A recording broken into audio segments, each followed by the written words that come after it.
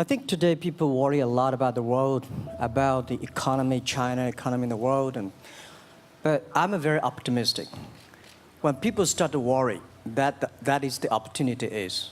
Right? I worry about the blood testing, and she created good things. And I think great innovations, great companies always happen in the tough times. Life's like the music. You have up, you have a down, you have a long, you have a short notes. And I like your American movie. Life is like a box of chocolate. You never know what you're going to get, right?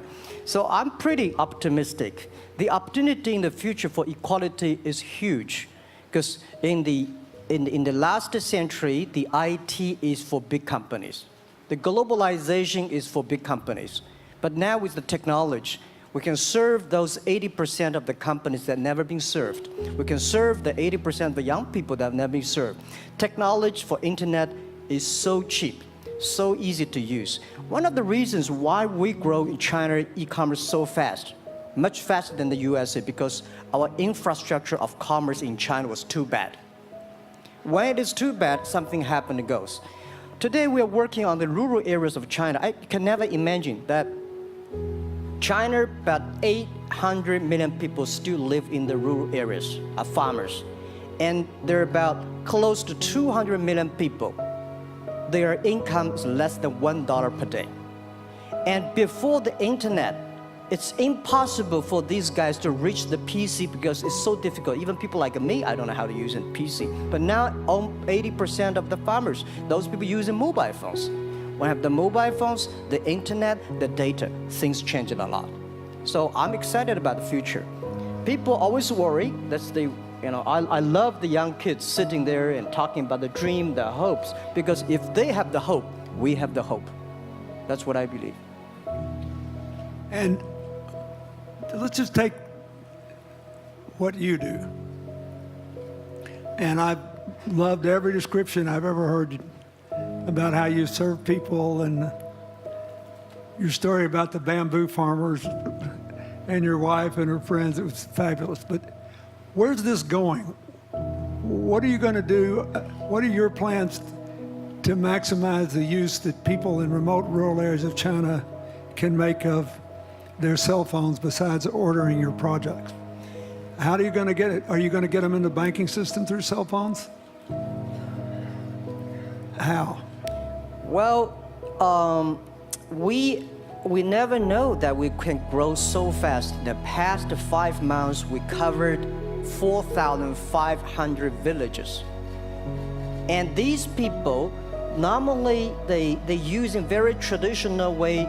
It took them like we went to a rural area. It took the farmers 2 hours to walk to the downtown in the middle of the town and buy things. But today, because of the mobile phone, and we can deliver things to their home, to their village within 72 hours. I remember last week I read a very interesting news. This is amazing. There is a girl, she told me a story. She said her grandfather, 92 years old birthday, and for his life, he always wanted to try one Western style food. But he lived in the rural areas. There's no such restaurant food. So she said, I tried on the internet, book a restaurant dinner for Western food, delivered to that village. And they finally immediately find one restaurant. There are 3 guys. They took like a 3 days bus from Shanghai to that village, made an Italian spaghetti and a beef for them for this 92 years old birthday. And whole village was excited. Everybody said, wow, you can order food, Western style food. So buying almost everything. And also we're helping, there are a lot of farmers, they plant a lot of apples, great apples. But 90% of the apples rotted because there's nobody buy them. They normally buy by track. If you sell the apples, they sell whole track. And using the traditional way, they can sell by whole basket of the apples. But now, because of the internet, they sell by one. Each apple, they sell $1. or 1 RMB or 2 RMB for each. So the farmers see using internet, they can buy and sell using the mobile phone. That changed their lives. And I think it's exciting. And people need examples when they see, well, my neighbor made money through online, to selling things. My neighbor buy much interesting things online. People start to learn, and more people start to buy the mobile phones. We cannot make all the mobile factories, to sell phones to them. Only they know the mobile phone really works, helping change their lives. They start to buy the mobile phones. Just one more question. And then, do you think this will make the current problems like the current problem in China less likely? That is, if we'll have more market information and the market will drive where the investment goes, instead of the government trying to make judgments about, I better build another housing development or office development here, there, yonder, and you wound up with a bubble. Well, if it comes from the bottom up, is it more likely that fewer bad things will happen? Yeah, Daniel, I think the last week I was in Seattle discussing about the China economy. I think you American people worry too much about the China economy. Well, you see, every time when you start to worry about China, China goes better. Every time you think China is in problem, we'll get better. But when you have to say, you have a high expectation of China, China always a problem. Like parents have the expectation of the kids, are the same. But there's a big difference between American consumption, because people say, well, the economy is bad, so China consumption will be good low. No, totally different. You Americans love to spend tomorrow's money. And the other people's money, maybe. Or maybe the children's money. We Chinese love to save money. We are probably the largest country, the safe deposit in the whole world because we've been poor for so many years. When we make money, we put in the banks, because someday we know the disaster is coming, so we can spend the money. So when the economy is bad, we still have the money to spend. You guys probably don't. You worry. And the second thing is China been focusing on developing for the past 30 years. China government so strong on investment, so strong on exporting, but they are too weak on the domestic consumptions. Domestic consumption is not driven by government, it's driven by entrepreneurship, driven by the market, not the government. So in the past 20 years, government is so strong. Now they're getting weak. It's our opportunity. It's our showtime to see the market economy, entrepreneurship, how we can develop the real consumption. I think if the China develop the great consumption, we have a 300 million middle class. In next 15 to 20 years, we're going to have 500 million middle class. We need to import a lot. So when we start to import, that's a great. I worry a lot when we export. When we export, we got a terrible sky, we have a terrible water, we have a terrible environment. When we start to import, we got to be better. So that's all the great opportunity, guys. Be happy about that. I'm serious. I agree with that. I'm serious. Yeah.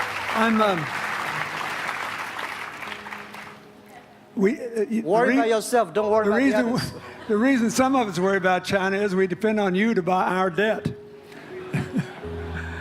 However, I tried to be more Chinese when I was president. I saved a lot of money, so good. Good. But I just wanted you to say that because I really believe that. I mean, I think you're absolutely right. The trend toward greater internal consumption I think, will remain unbroken in spite of whatever the difficulties are in the next few months. I think it's important not to overreact. You can't break the trend. You've got to clean up the land from chemical contaminants. You've got to clean up the air. You're going to do it. Yep. And a lot of Chinese will make a lot of money out of that. There'll be a lot of great new companies, and there'll be opportunities to import from other places. Yeah. So can you discuss your theory of what you're doing and other things in terms of whether it advances equal opportunity and social solidarity? Tell them what you think's going to happen. And what other kinds of, when your opening remarks, you just said technology is going to be active in this way in other areas of the economy. What do you think the next big opportunities are? But first, tell them just in 2 sentences what you're doing, because Jack and I know, and we haven't been clear enough. Explain it, and explain how you think that advances social solidarity and equality of opportunity. Our work is in the belief that access to health information is a basic human right, and that lab information, particularly because lab data drives 70% of clinical decisions, needs to be accessible to people before they're sick. So if you look at the word diagnose in the dictionary today, it says to determine the presence of disease from symptoms, which means by definition, we're determining that people are sick once a disease has already progressed. And our work is in being able to make lab testing accessible to people in time for therapy to be effected, and to do that in a way in which every person, irrespective of their insurance status, irrespective of where they live, can afford the ability to get a test done. So that means, in our case, we've invested the last 12 years in now developing hundreds of tests, many of which are less than $10. So $2 tests in the United States. And I think one of the amazing things about this country is that we have such an incredible ecosystem for fueling creativity, and that creativity can create new markets. So in answer to your question about the market being able to conform itself to social good, I think the creativity that goes into creating these new technologies creates new markets in and of themselves. And our basic belief is that those new markets come from empowering individuals and enfranchising individuals and trusting that individuals have the capability to engage with information, and in accessing that information, beginning to take control of their own outcomes and their own health outcomes, and in doing so, changing the way our healthcare system works. Think what this could mean for rural China, Yeah. for rural India, for Native American reservations Yeah. in America, for the Mississippi Delta, for the remote areas of where all the jobs were lost from coal. You're all of a sudden giving people information. And one of the most important things I think we did in my second term as president in the healthcare front was develop this diabetes self-care program. And all of a sudden, Jack's company could be delivering the means to self-care based on your test. I mean, I think that this is a very big deal. We all want to live as long and as well as we can. And Craig Venner was here. We were joking about whether we'd make it to 100. But in the meanwhile, you want to keep people healthy. And if they're sick, you want to intervene early, not late. Yeah. Well, and if you look at, the ability to engage with this information, we have a $4 trillion healthcare problem in this country. 20% of it is type 2 diabetes, which is reversible. And we have 90 million Americans who do not know they are pre-diabetic. But access to information and the ability to engage with that information is the foundation for being able to change those outcomes and cost, right? One more fact, and then I want to call on Jack. You founded this company 12 years ago, right? Yeah. Tell them how old you were. I was 19. Yeah. So, don't worry about the future. We're in good hands. So, I always think about 19, where I am. 19, I've not passed the examination for university yet. I failed 3 times, but I think it worked out. I'm not good at schooling. Well, yeah, that's why I give confidence to a lot of young people in China. If Jack Ma can be successful, 80% of the people can be successful. People like her, we're jealous. Well, equality, I would like to make a little bit technology helping, because yesterday I was joining the UN Women Conference about gender equality. And I think the first technology revolution happened 200 years ago in the UK, released the human body, the arm, stronger. The second technology revolution in the USA for energy, you can last long. But this technology revolution release the brain. So this century is not a competition who is stronger, whose muscle is stronger. It's who is smarter, who is soft, who can listen. It's the challenge of wisdom. So man, woman equal. On the internet, you can never see he's a woman or man. And on the internet, women can serve much better than men on the internet. And a man talking about a business, talking about numbers, competition, they make business very cold. Women, they make business very cozy, lifestyle, and interesting. 50%, more than 50% of our shop owners, more than 5 million shop owners are women. And people love that. I mean, this is a great thing I see that this century we see more and more women leaders, on the state leaders, the presidents. In the future, we're going to General Secretary of the United Nations should be a woman leader. And this is the great century for equality. And I feel excited about that. Let me ask you, we're almost out of time, but one of the things that we haven't talked enough about here, and not just here, but generally, is whether the leapfrogging we saw with cell phones, which was instrumental in your phenomenal business success and which will make it possible for you at the appropriate time to do what you've done on a global scale, hitherto unimaginable in all of human history for anybody to have any of their own health data. We've seen examples, but not the kind of dramatic penetration we need with energy and clean energy and enough in a short enough time to avoid the worst consequences of climate change. So do you believe that, I mean, your country has done more than anybody else to try to put up solar panels, and some of your companies went broke because you overdid it, right? But beforehand, and you got to work out the phase out of the coal, the phase into the sun and all that. Meanwhile, Africa, which is growing like crazy because of the cell phone in no small measure, and has 6 of the fastest growing countries in the world, still has vast swaths of its land totally dark at night. Do you believe that it's possible for us to scale up with distributed solar power rather than centralized as quick as we did with the cell phone? And if so, and if that were your business, if you had to quit what you're doing today and start there, how would you do it? And how would you do it? Lady first, I know that.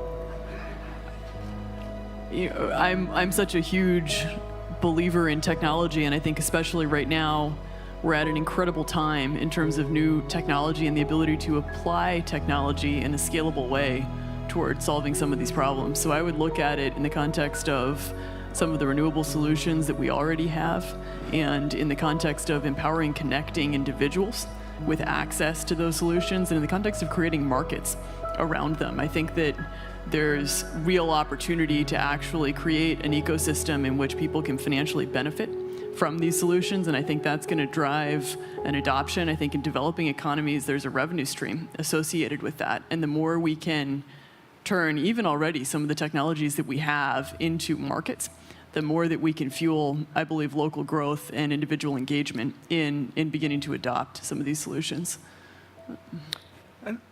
Just related to that, Jack, you answer it, and then I'll ask you one final question. Yeah, I am a strong believer that technology can make world much better, because people say China economy is getting slower.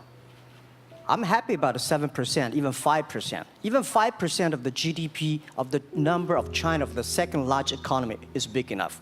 But you don't expect China keep on growing 11%. Because like one human body, when you're 1.8 meters tall, you cannot keep on like a 10% grow every year. You have to grow the quality, your mind, the wisdom. So I think China needs new technology to solve these problems, and which today the data, the clean technology all these things that China is supposed to do, if we keep on the tradition, the old ways, we'll go nowhere. This is why I feel excited, because people ask me, what is your dream now? Because I never thought I would be today. I can sit here talking to president. I'm like a guy, on the street and like failed 3 times for university, 5 times for high key schools. I applied for 10 times in Harvard school, all rejected. I never thought, because of the technology, because the internet give me this opportunity. So I'm thinking when I retire, I don't want the Chinese people have a terrible water to drink, unsafe for food, and the money we make all spent in the hospital. That's disaster.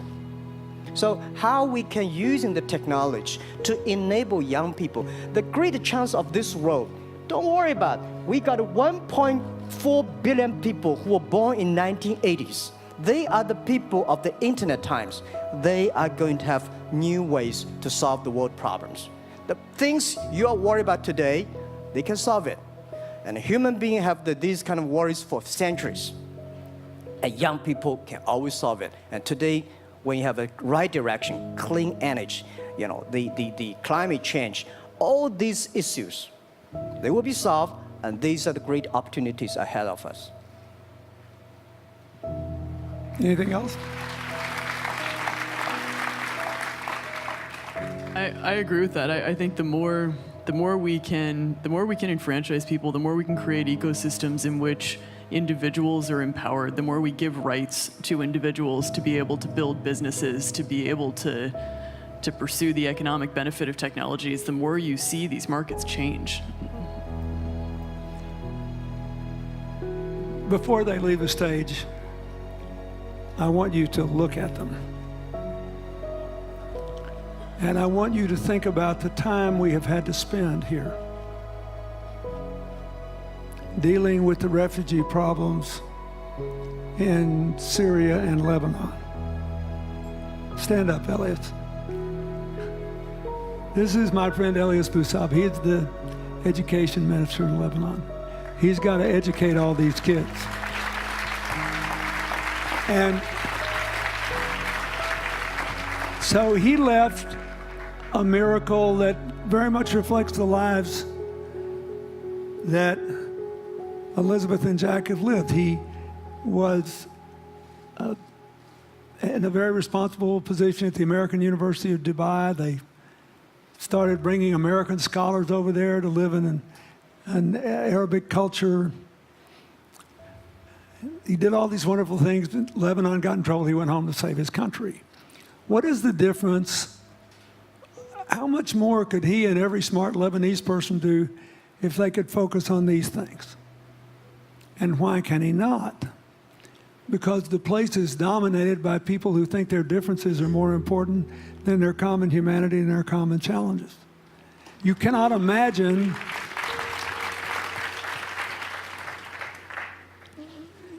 Jack Ma's proud of being Chinese. I like that. He never hid it. He's happy about it. I'm proud to be a global citizen too. Yeah. Yeah. And I imagine Elizabeth's proud to be a blonde-haired, blue-eyed American techno whiz from Northern California. Yes. But they don't, not a word either one of them has said has defined the meaning of their lives or the direction of their work with negative reference to someone else. My friend Dikembe Mutombo, stand up. No, you don't have to stand up. It'll hurt you too much. You're an old man. My 7'2" tall friend was just inducted into the National Basketball Association Hall of Fame. And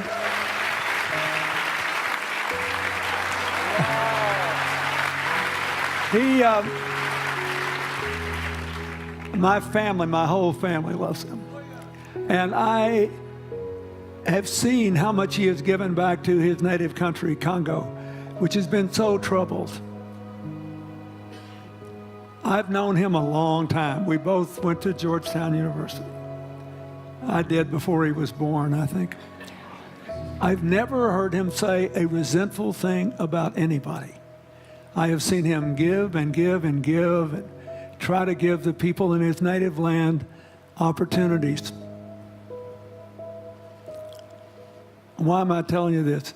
He's had a good life because he never defined his life with negative reference to anybody else.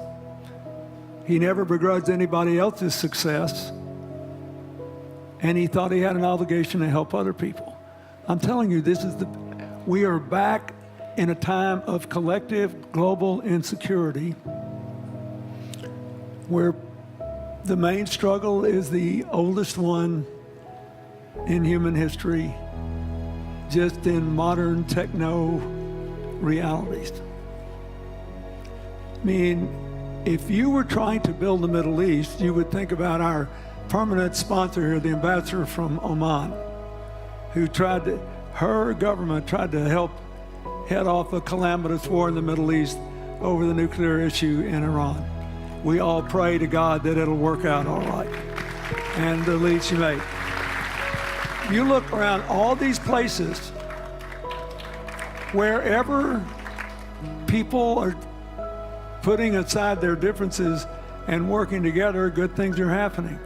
We cannot achieve economic or social equality without living in the factual realities of the world we face, looking at the obstacles, looking at the opportunities, making the best decisions.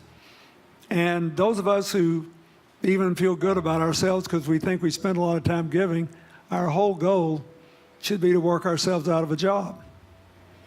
One of the things that Bill and Tanny Austin are sitting there with Starkey, they started giving away hearing aids, and then they decided, well, we better teach these young people how to speak. If they get the gift of hearing, they'll have to learn that. So they got into the education business. Sonny Varkey got into the education business and decided somebody ought to do something really dramatic to remind people that the only people that really matter are the teachers. So he gave the first Global Teacher of the Year award last year, and an international panel gave the prize to a teacher from Maine who promptly gave the entire $1 million to her school. The woman never made any money in her life. She gave all the money away immediately. The future is going to be forged by people who think of how to use the modern tools that we are given, as Elizabeth and Jack have, to create opportunity through empowerment. And it will not be a straight line. It's too many moving parts. But I just want you to think about that. The reason you feel good looking at them is that you identify with them even though they're different from you. And that's basically where we are all over again, and we can't slip back. We can't give up. That's why when we had the Prime Minister of Italy and George Soros talking about the future of Europe, and George said it was coming apart, and the Prime Minister said, no, it doesn't have to come apart if it's about something more than economics. I thought it doesn't have to come apart if you will it not to. And you put yourself on the line for it. There are no guaranteed outcomes today, but you can guarantee that the trend is right. So go ahead, Dee, we're going to say something, weren't you? Yeah, I just wanted to add, I mean, as we're talking about the future and from my own experience and looking at all the faces here, I think a huge part of the answer to your question is also to raise our little girls with the stereotype that they can be the best in engineering and science and math, because when they do in all of these industries, it changes everything. And we need to do that in this country, and we need to do that as parents in other countries. You know? Yeah, I was thinking about if what you say. I think about when you talk about problems, you normally it's like a politician. When you talk about opportunities, that the business people. I was thinking about how we can using all the problems that change the problem become the opportunity. And I don't know. I just feel excited when people talk about problems. I think think about if you can solve one of them, that's the chance. And today, nobody in this century has so many opportunities and so many tools they can use to change other people's life. And I think in the last century, which I call the IT time, this century is called the DT time, data technology. IT is to empower yourself, make yourself strong. DT is to empower the others. When you empower the others, you empower your future and yourself. So when I listen to you talk, I agree, and I think that's why we were born in this century. That's why how we can use the internet to help more people. Let's give him a hand. Thank you.